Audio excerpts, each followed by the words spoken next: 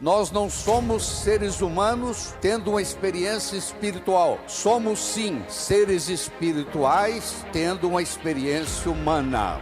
A vida exige da gente competência de ação. O que cai na prova não cai na vida. Mas se você não se conscientizar disso, o seu futuro vai ser nada mais, nada menos do que uma repetição dos padrões do seu passado.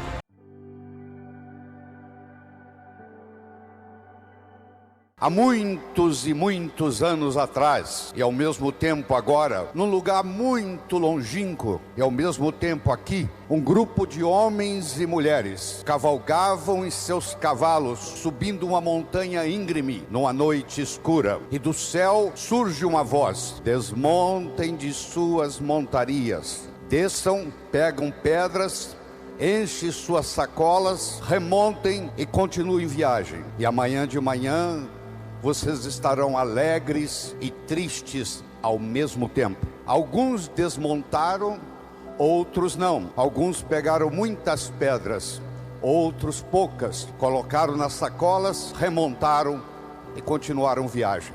Quando o dia amanheceu, tal qual a voz tinha dito, eles estavam alegres e tristes ao mesmo tempo. Alegres porque com a luz do dia, quando olharam nas sacolas, não eram pedras, eram diamantes. E tristes, por que eu não peguei mais? Eu espero que quando nós terminarmos essa apresentação, você fique alegre e triste. Alegre por estar levando alguns diamantes para casa, que eu apenas sou o veículo disso. E triste porque não pegou mais. Nunca deixe aquilo que você não pode fazer atrapalhar aquilo que você pode fazer. Nós começamos a morrer quando as nossas recordações começam a ficar mais fortes que as nossas aspirações. Quando a pessoa começa a conjugar o verbo no passado, eu fiz, eu era, você sabe que essa pessoa começou a dar Deus para a vida. Então quando você renova a sua esperança, você percebe que você pode ter novas metas, novos sonhos. Eu tenho aqui um desafio para você que está nos escutando. Eu gostaria que você agora pensasse nas 3 coisas mais importantes que aconteceu na sua vida até hoje. Desde o dia que você nasceu até hoje. Quais foram as 3 coisas marcantes, boas na sua vida? Teilhard de Chardin, o teólogo jesuíta francês, dizia que o seguinte: nós não somos seres humanos tendo uma experiência espiritual. Somos sim seres espirituais tendo uma experiência humana. Nós estamos passando um tempo aqui na Terra para adquirir uma experiência humana. Temos momentos agradáveis e momentos desagradáveis. Não é à toa que nós nascemos chorando, porque nós sabemos a barra que nós vamos enfrentar na vida. Aqui é planeta Terra, aqui não é paraíso. Se você quiser ser feliz 24 horas por dia, 365 dias por ano, você está no lugar errado. Aqui nós temos momentos felizes e momentos não tão felizes. Faz parte da vida. É como se fosse uma montanha russa. Tem momentos que nós estamos muito bem, tem momentos que nós não estamos muito bem. E você já sabe que se não estiver muito bem, não vai durar muito, vai melhorar. E se estiver muito bom, também não vai durar muito, vai piorar. Se você aprende esse conceito da montanha russa, isso ajuda. Mas vamos voltar lá. Você vai pensar em 3 momentos especiais da sua vida, marcantes, coisas importantes que ocorreram com você desde que você nasceu até hoje. Eu vou assumir que você já tem na sua mente esses 3 momentos mágicos. E eu vou fazer aqui uma declaração. Pelo menos 2 desses 3 momentos mágicos da sua vida não foram programados. Você se casou um dia, teve filhos, constituiu uma família. O dia que você conheceu o seu esposo, a sua esposa, foi assim? Você levantou um dia e diz assim: hoje eu vou conhecer alguém, quem eu vou me apaixonar, com quem eu vou me casar. Foi assim? Não foi. Você foi a algum lugar, você conheceu alguém, você se apaixonou, você se casou. Se você começar a analisar sua vida, os momentos mágicos da sua vida não foram programados. Você estava fazendo uma coisa e num ângulo de 90 graus, algo aconteceu de mágico. de milagroso. São os milagres que acontecem a cada momento. Henry Ford tinha uma frase que dizia assim: se você pensa que pode, ou se você pensa que não pode, de qualquer jeito você está certo. Se você pensa que pode, você vai trabalhar para que isso aconteça e vai se concretizar. Se você pensa que não pode, você não vai fazer nada e isso não vai acontecer. Quer dizer, a profecia de pode ou não pode vai se manifestar. Você não faz um bolo só com farinha, nem só com manteiga, nem só com ovos. Você precisa de vários ingredientes. O bolo da vida necessita vários ingredientes. O primeiro ingrediente, eu diria, é o respeito que você tem para com você mesmo. É a sua autoimagem. É o quanto você gosta de você. Ninguém pode ofertar o que não tem. Você não pode ofertar amor para o próximo se você não tem amor por si mesmo. Você não pode ofertar inteligência para o próximo se você não tem inteligência para você mesmo. Então a primeira coisa que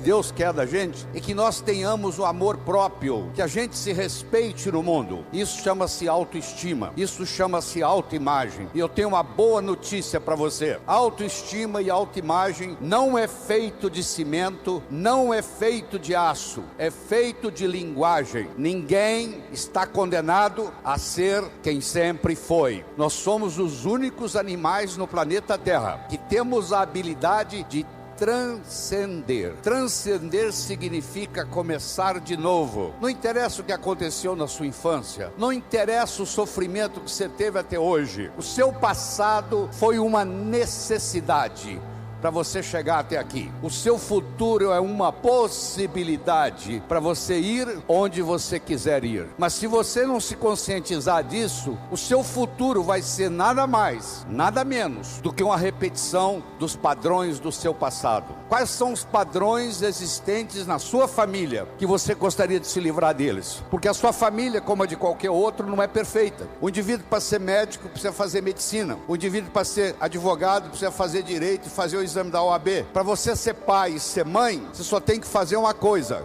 copular, e os filhos nascem.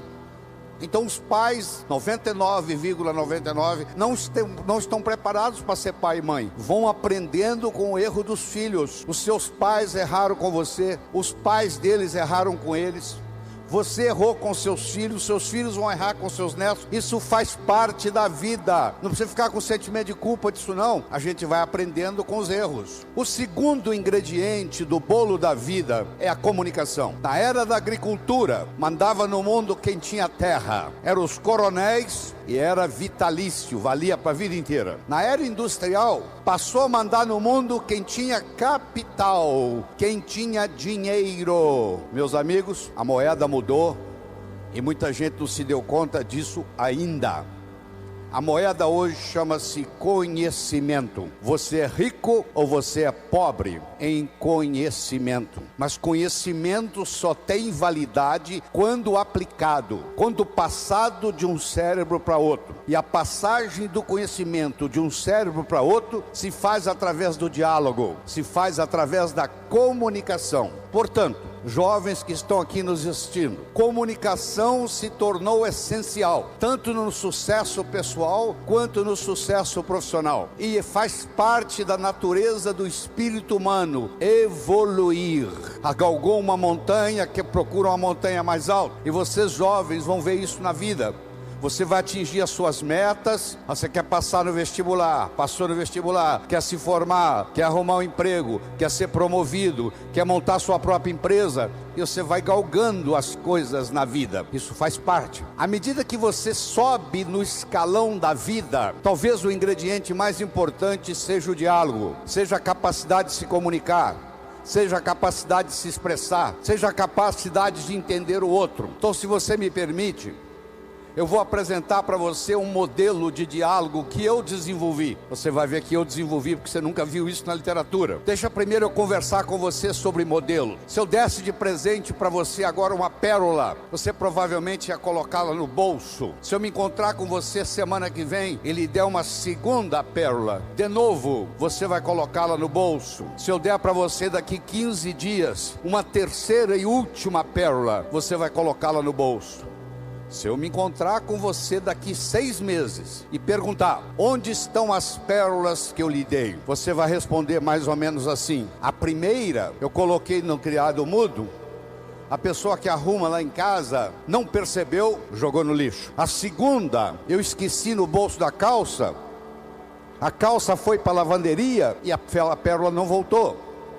E a terceira, eu guardei tão bem guardado que eu acabei escondendo de mim mesmo. Você já escondeu alguma coisa de você mesmo? Você guardou tão bem guardado que você não sabe onde está? Isso acontece com a gente. Se ao invés de eu lhe dar as pérolas, eu lhe desse um fio de nylon e orientasse você para colocar as pérolas no fio de nylon e fizesse um colar e colocasse o colar no pescoço, e eu me encontrasse com você daqui 6 meses e perguntasse: onde é que estão as pérolas que eu lhe dei? Você ia responder: estão aqui, eu fiz delas um colar. Meus amigos, as pérolas são ideias. O cemitério está cheio de gente que teve boas ideias, ou não concretizaram-se, ou pior, estragaram a vida da pessoa. Você não sabe que uma boa ideia pode estragar uma família, uma boa ideia pode estragar uma empresa, porque mais importante do que a ideia é o modelo para segurar a ideia. Se você conhecer um indivíduo que tem um bom modelo empresarial, se ele mora em Aparecida do Norte, se ele mora em São Paulo,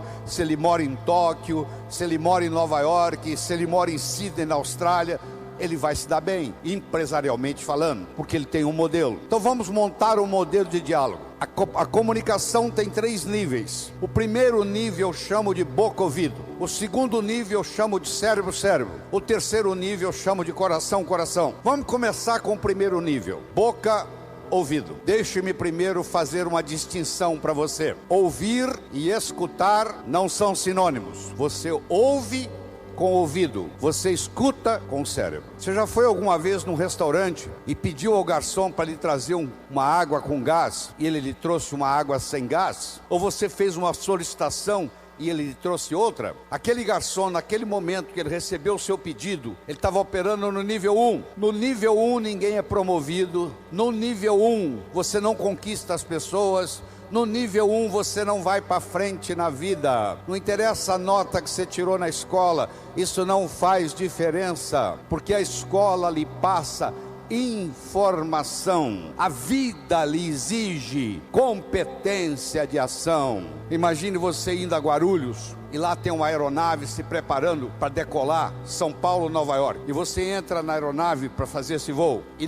da cabine do piloto, o piloto fala assim: senhores e senhoras, eu não sou piloto, mas eu tenho muitas opiniões e já li muitos livros de como pilotar um avião. Você ficaria na aeronave? Não. Você não quer saber quantos livros o piloto leu, você quer saber se ele tem competência de tirar a aeronave do chão, voar com ela e aterrissar são e salvo em Nova York. A vida exige da gente competência de ação. O que cai na prova não cai na vida. Se você observar na sua cidade, você vai encontrar indivíduos que eram CDFs, que eram estudantes brilhantes e hoje são pessoas que estão perdidas na vida. E você vai encontrar também pessoas que eram estudantes medíocres e hoje são excelentes empresários, estão contribuindo para o bem-estar da comunidade. Por que isso? Porque esses segundos, eles sabem dialogar com o mundo, eles sabem dialogar com a sociedade, eles aprenderam, talvez até intuitivamente, o poder da comunicação. Deixa eu primeiro fazer uma afirmação: nós só chegamos ao coração das pessoas passando pelo cérebro. Não tem outro caminho. É fácil você gostar de quem você gosta. Eu quero ver você gostar de quem você não gosta. Quando você está operando no diálogo no nível 1, não acontece nada. É o pai que está dando um sermão para o filho, e entra num ouvido e sai no outro, e o pai não percebe que ele vem falando isso há 5 anos e não funcionou nada. Pelo contrário, o filho até ficou rebelde de escutar o pai falar aquilo, e o pai não se dá conta que aquilo não é diálogo, que é um monólogo que ele está falando para o vento, porque está entrando no ouvido e saindo no outro. O melhor modo de você educar seu filho não é com sermão, isso não é diálogo, isso é monólogo. O melhor modo de você educar seu filho é com exemplo, dando exemplo. exemplos. Aí água mole em pedra dura, tanto bate até que fura. Eu vou fazer a vitrine da minha loja, não de acordo com o meu gosto, de acordo com o gosto do cliente que eu quero atrair. Ah, mas eu tenho uma loja, eu tenho uma cunhada que é decoradora interna, ela fez uma decoração muito sofisticada. Que produto que você vende? Aí eu vendo produto popular. Então você agora está com um problema sério. Quem gosta da vitrine entra, não encontra o produto que quer comprar. Porque quem gostou da vitrine sofisticada quer comprar produto sofisticado. E quem compraria o seu produto? Olha na vitrine, não tem coragem de entrar. Pronto, aquela vitrine tão bem organizada que a sua cunhada fez porque é decoradora interna, está atrapalhando o seu negócio. No diálogo, na comunicação, nós temos que modificar um pouquinho aquela frase que você conhece, que não é da Bíblia, tá? A frase é assim: faça aos outros o que você gostaria que fosse feito a você. A verdade não é bem essa. Faça aos outros o que os outros gostariam que fosse feito a eles. Se eu convidar você para jantar na minha casa em São Paulo, eu não vou lhe servir o meu prato favorito. Pode ser que você nem coma. Eu vou perguntar o que você gosta. Se eu quero agradar alguém num processo de diálogo, eu tenho que ver o que a outra pessoa quer ouvir. Eu vou começar por ali, e não o que eu quero passar. Quero que você entenda isso. Faça aos outros o que os outros gostariam que fosse feito a eles. Deixa eu contar para você uma pequena história. Eu conheci um senhor em São Paulo, um empresário muito bem sucedido, que me contou assim: doutor Laí, eu tenho um irmão gêmeo, único, univitelino, idêntico, igualzinho a mim. Eu nasci em Campina Grande, na Paraíba.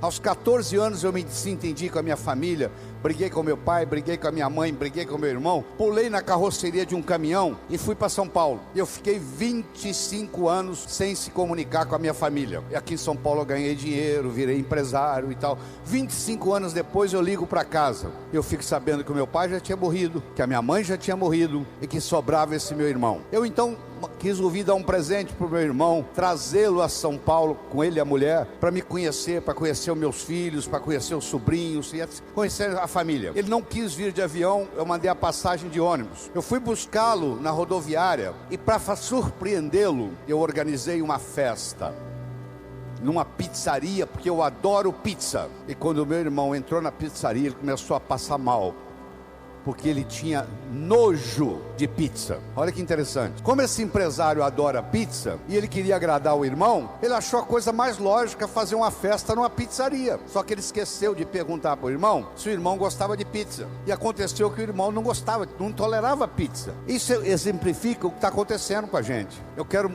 mostrar o meu ponto de vista para você, mas eu não me preocupo como que você vai receber esse ponto de vista. Aí sabe o que acontece? A natureza colocou um ouvido no mesmo nível do outro. Entra num ouvido e sai no outro. Aí não deixa de ser diálogo, passa a ser monólogo, porque não tem repercussão. Para esse diálogo se ocorrer, primeiro eu tenho que ter uma mensagem forte.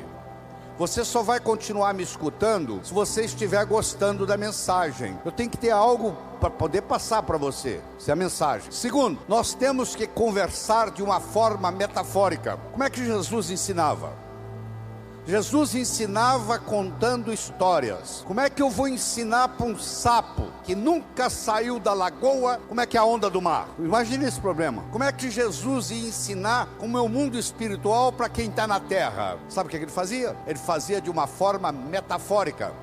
Ele contava parábolas, ele contava histórias. Quando eu lhe conto uma história, você não pode dizer que você não concorda com ela. Eu estou lhe contando uma história, e dentro da história eu coloco a ideia que eu quero passar para você. Era uma vez um navio que carregava ouro, e de repente o motor desse navio enguiçou, e o dono do navio disse: para, traga aqui o melhor mecânico da região. Eles trouxeram. Ele trabalhou um dia inteiro, não conseguiu consertar o motor. Ele disse: para, traga aqui o melhor engenheiro mecânico do país mais próximo. Eles trouxeram. Ele trabalhou 2 dias, não conseguiu consertar o navio. Ele disse: para, traga aqui de onde estiver, de helicóptero, quem montou essa máquina desse navio. E eles procuraram, encontraram e trouxeram ele e um assistente. E eles desceram no navio de helicóptero, foram até a casa de máquinas, escutaram o barulho da tubulação, tocaram nos tubos, e tinha uma válvulazinha vermelha num canto. E ele perguntou para o assistente dele: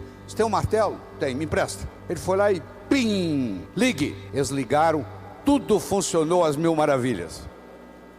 Os 3 indivíduos que trabalharam, o primeiro que trabalhou um dia, o segundo que trabalhou 2 dias e esse que deu a martelada na válvula, mandaram as suas respectivas contas. Quem trabalhou um dia mandou uma conta de $100. Quem trabalhou 2 dias mandou uma conta de $400, $200 por dia, porque ele havia trabalhado 2 dias e ele era mais sofisticado do que o outro.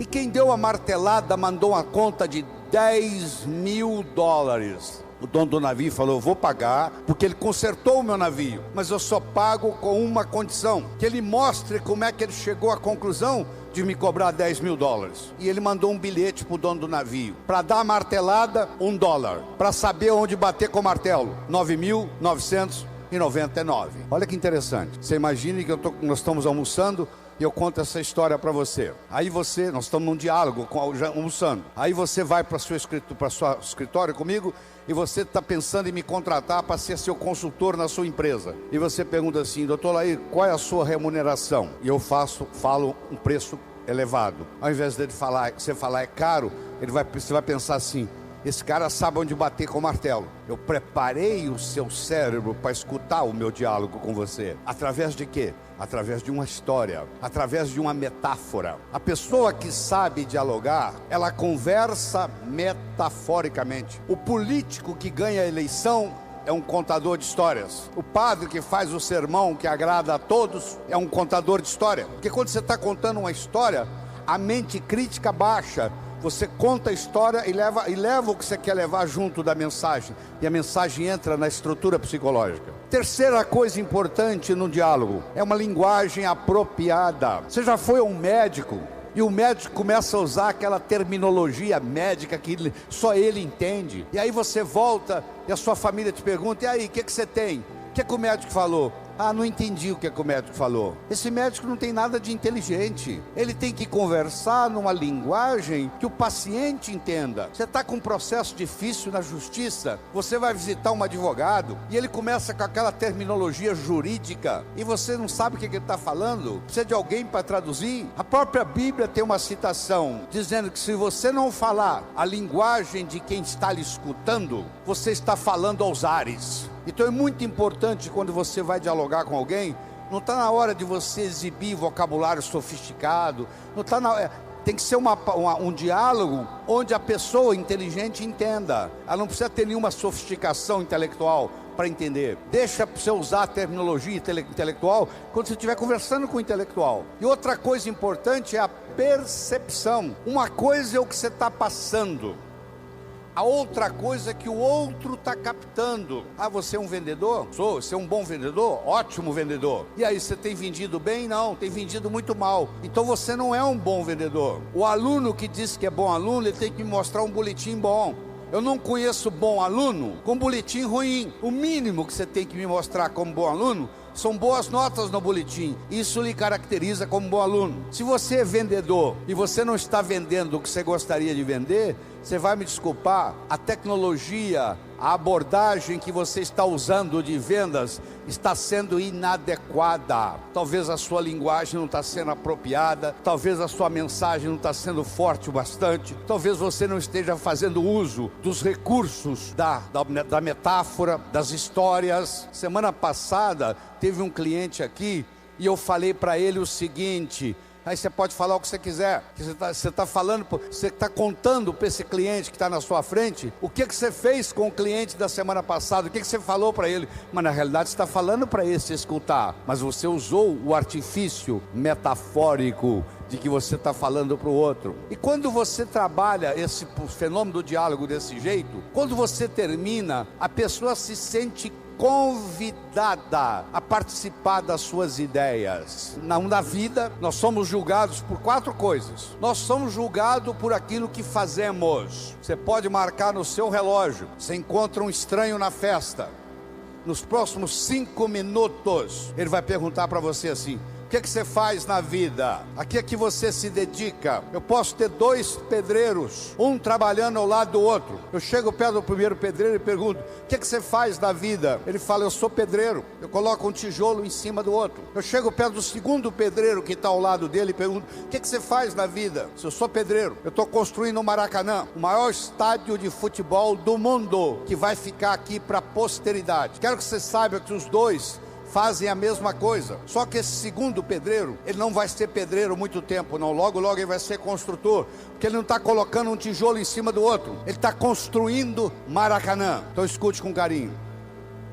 Quando alguém lhe pergunta o que você faz na vida, você tem que responder de um modo que agregue valor à sua contribuição para o mundo. Você lembra? Quando eu comecei a minha entrevista aqui na televisão, eu disse: a minha missão de vida é transformar as pessoas de uma forma alegre e poderosa, com amor e sabedoria.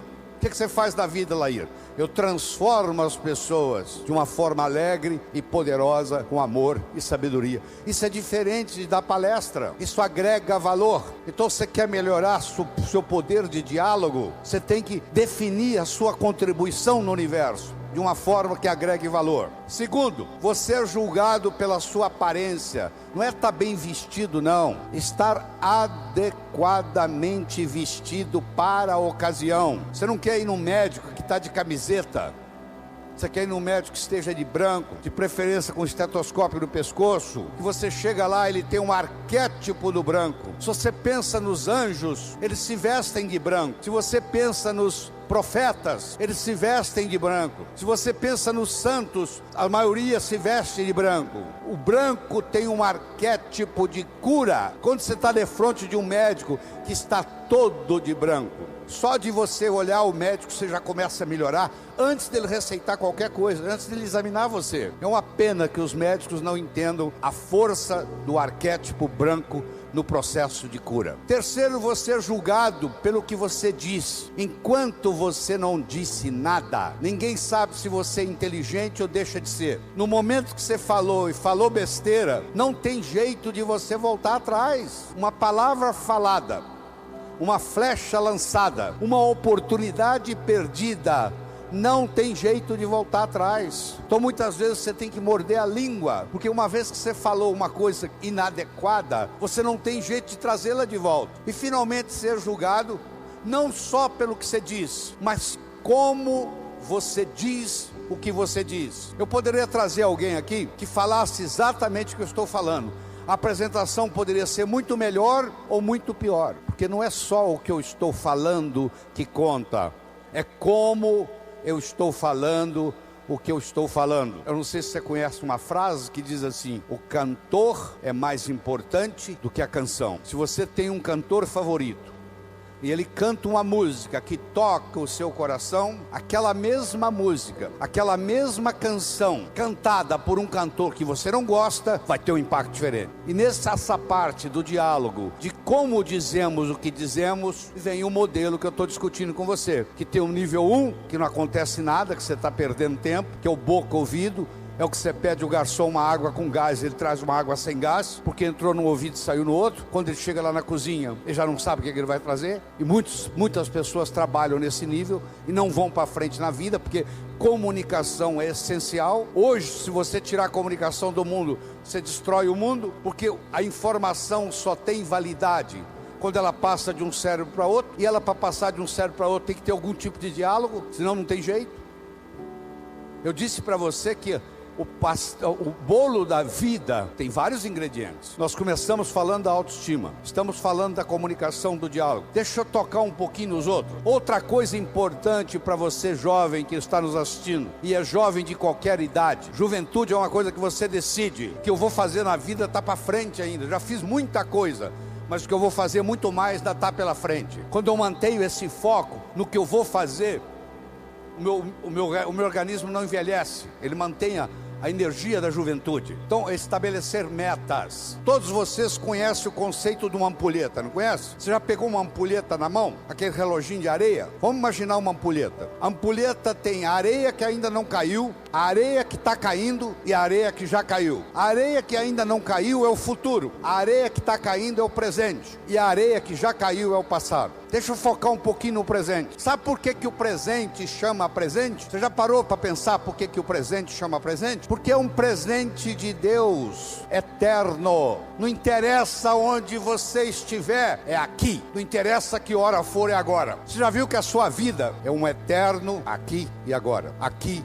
e agora. Esse aqui e agora é o nosso presente. É nesse momento que você vive a vida. Se você não consegue ficar no aqui e agora, é como um gato que passa por um telhado de zinco quente. Só sente o calorzinho da vida. E tem gente que está assim, está dominado pela tecnologia. É o relógio, é o celular tocando, a pessoa não vive mais o momento. E depois reclama que está ficando doente, que está esgotado, que não dorme direito. Ele não consegue viver mais o momento, ele não consegue viver mais o aqui e agora. Mas vamos voltar na nossa ampulheta. A areia que ainda não caiu é o futuro, a areia que está caindo é o presente, a areia que já caiu é o passado. Você aprendeu, e é verdade que você aprendeu, que o passado cria o presente cria o futuro. Isso é verdade, verdadeiro. Mas Einstein, a não linearidade do tempo. O tempo não é linear. Então eu vou provar para você agora, nessa conversa aqui, que o futuro cria o presente também. E o presente recria o passado. Se você comprar na segunda-feira uma viagem de volta ao mundo para daqui um mês, eu lhe garanto que a segunda-feira já começa a ficar mais interessante. Faltam 30 dias, 29, 28, 27, 26, 25 para a viagem. Você já escutou um ditado que diz assim? Muitas vezes a antecipação da festa é melhor do que a festa propriamente dita. Lembra aquela ceia de Natal que você preparou na sua casa com todo carinho, que você levou meses preparando, e na hora da ceia os dois cunhados começaram a discutir e estragou a noite? A antecipação daquela ceia foi muito melhor do que a ceia. Às vezes a antecipação é mais interessante do que o fenômeno em si, não é verdade? O que acontece? Se você tem metas para o futuro, o seu presente fica mais interessante, porque você vai viajar daqui 30 dias, daqui 29, daqui 28. Se você não tem perspectiva de futuro, aí a droga te domina. Todo drogado que eu conheci, que eu tratei, que eu cuidei como médico, todo drogado perdeu a perspectiva do futuro. Ele não tem a noção do amanhã. Ele acha que só existe hoje. Quem só acha que existe hoje não vai se preocupar o que a cocaína, a maconha, a heroína vai fazer no corpo, porque perdeu perspectiva de futuro. Então eu espero que você entenda que o futuro cria o presente. Eu vou provar para você agora que o presente recria o passado. Eu dou um curso de treinamento de final de semana num hotel fazenda. Vem gente do Brasil todo. Chegou uma senhora e disse assim: doutor Laí, eu estou aqui porque eu estou num processo de divórcio e fiquei sabendo que o seu curso fortalece o emocional, eu vim aqui fazê-lo. Deixa eu lhe contar a minha história. Eu sou casado há mais de 25 anos. Eu e meu marido decidimos, por opção, não ter filhos. Ele trabalha numa multinacional, eu trabalho noutra. Ele sai de segunda a sexta para viajar pela multinacional. E eu saio de segunda a sexta para viajar pela minha multinacional. Sexta-feira à noite nós nos reuníamos, íamos para um sítio que nós temos em Valinhos, perto de São Paulo, e nós passávamos sexta-noite, sábado, domingo, voltávamos segunda de manhã. A minha tia que me criou, que morava na Europa, veio nos visitar no Brasil. Eu levei-a para passar o final de semana no sítio. Ela teve uma parada cardíaca e morreu no sítio. E eu nunca mais tive coragem de ir lá. O meu marido não abre mão, ele viaja durante a semana e sexta-feira ele vai para o sítio. Eu não vejo ele durante a semana, não vejo ele no final de semana. Nós somos distanciando, estamos num processo de divórcio. Eu perguntei para ela assim: mas por que a senhora não vai no sítio? Falou: porque a minha tia morreu lá. Eu falei: mas justamente por isso. A sua tia saiu lá da Europa para te dar esse presente, para morrer no sítio, para mostrar para você o quanto que ela gostava de você. Isso tem uma simbologia. Dá para você captar essa simbologia, que ela fez questão de vir morrer do seu lado. E eu comecei a falar isso com a mulher, e eu fui falando, ela foi escutando. Ela não conseguia parar de olhar no relógio. E o que ela queria? Ir para o sítio. Que é o final da história. Ela voltou a ir para o sítio, está casada com o marido até hoje. Eu não consigo mudar o fato da tia dela ter morrido no sítio. Eu mudei no diálogo a interpretação da morte da tia dela no sítio. Eu não consigo mudar o passado de ninguém, mas eu quero que você saiba que tudo que aconteceu com você, aconteceu por uma necessidade, talvez espiritual. O seu passado é uma necessidade que aconteceu para você chegar aqui. Ele é conhecido, você sabe o que aconteceu. O seu futuro é uma possibilidade, e ele é desconhecido até que você decida qual que ele vai ser, porque você pode criar o seu futuro. Nós somos os únicos animais no planeta Terra que temos a habilidade de pensar em futuro. E eu sugiro que você se concentre lá no futuro, porque é lá que você vai passar o resto da sua vida. Só por isso, você não vai passar a sua vida no passado. Perdão, antes de ser um ato de amor, é um ato de inteligência. Só não perdoa quem é burro. Eu não vou perdoar o meu pai pelo que ele me fez. Onde é que está seu pai? Aí ele já morreu. Aí ele vai ficar muito sem dormir hoje à noite por causa disso. O fato de você não perdoar o seu pai é mais ou menos assim: eu vou tomar o veneno para matar aquele cara, mas eu tomo o veneno. Isso não é tão ridículo, não é? O cara vai tomar o veneno para querer envenenar o outro. Quando eu tenho ressentimento do meu pai, quando eu tenho ressentimento da minha mãe, primeiro eu vou ter ressentimento de todos os homens e todas as mulheres no mundo, porque isso vai repercutir. Cada vez que eu encontrar um homem, vai lembrar do meu pai, eu vou ter problema. Cada vez que eu encontrar uma mulher, eu vou lembrar da minha mãe, vai ter problema. Então, se você perdoar o seu pai e perdoar a sua mãe incondicionalmente, só pelo fato dele ser seu pai e pelo fato de ela ser sua mãe, não é a pessoa em si, não. Eu estou querendo que você perdoe o arquétipo pai. Eu estou querendo que você perdoe o arquétipo mãe. Não é que agora você perdoa a sua mãe, você tem que trazê-la para morar com você, não. Você que tem que terminar e dizer, ó, o que você fez foi feito, você fez o... Eu lhe garanto que os seus pais fizeram o melhor que eles sabiam fazer. Não fez melhor porque não sabia. Eles não sabiam o que eles não sabiam. No momento que você perdoa, isso é mágico no seu corpo, porque isso muda tudo. Isso muda a sua energia, muda a sua capacidade de ganhar dinheiro. Se você tem ressentimento do passado, você cancela o seu futuro, você não tem perspectiva de futuro. O ressentimento do passado não deixa você ter perspectiva de futuro. Não interessa o que eles fizeram ou deixaram de fazer. No momento que você fizer isso, seu coração vai se abrir. Eu gostaria de terminar contando uma história. Era uma vez um escritor que morava à beira-mar. Ele tinha por costume caminhar na praia de manhã, e à tarde e à noite ele escrevia. Uma manhã ele estava caminhando na praia e de longe ele avistou um jovem que dançava na areia. Aquilo despertou a curiosidade dele e ele se aproximou. Quando ele se aproximou, ele percebeu que o jovem não dançava. O jovem estava jogando coisas no oceano. E ele perguntou: o que você está fazendo? E o jovem respondeu: a maré está baixa, o sol está quente, essas estrelas do mar estão morrendo desidratadas na areia. Eu estou jogando-as de volta ao oceano. Meu jovem, diz o escritor, será que você não entende que existe centenas de quilômetros de praia, centenas de milhares de estrelas do mar na areia? Você jogar uma ou outra de volta ao oceano não vai fazer diferença nenhuma. O jovem foi lá, pegou uma estrela do mar, jogou no mar, olhou para o escritor e disse: para essa eu fiz diferença. O escritor foi para casa. Naquela tarde ele não conseguiu escrever, naquela noite ele não conseguiu dormir. Na manhã seguinte ele levantou cedo, se juntou ao jovem e começou a jogar estrelas do mar de volta ao oceano. Eu não sei o que você vai fazer com esse material que você acabou de escutar, mas eu posso lhe dizer uma coisa: tudo vale a pena quando a alma não é pequena. Já dizia Fernando Pessoa. Se um de vocês captar isso aqui, já valeu a pena eu ter vindo aqui falar esta manhã. Eu espero de coração que novos caminhos se abram à sua frente, que o vento sopre levemente às suas costas, que o sol brilhe suave e morno no seu rosto, que a chuva caia de mansinho em seus campos, e até que nos encontremos de novo. Que Deus lhe guarde nas palmas de suas mãos. Muito obrigado.